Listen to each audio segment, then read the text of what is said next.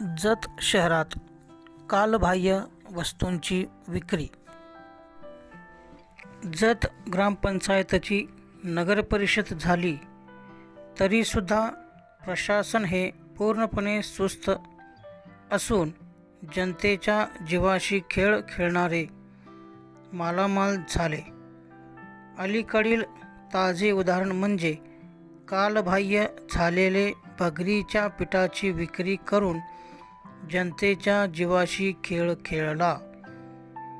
जतला अलीकडेच नवीन व नामांकित अशा बाजारमध्ये कालबाह्य चहाची पावडर, मसाला विक्रीस होते.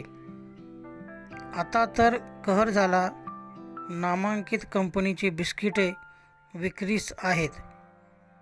अन्न व औषधे प्रशासनाला कधी जाग येणार आणि आणखी किती जणांच्या जीवाशी खेळ खेळणार यावर प्रश्नचिन्ह उभा राहतो.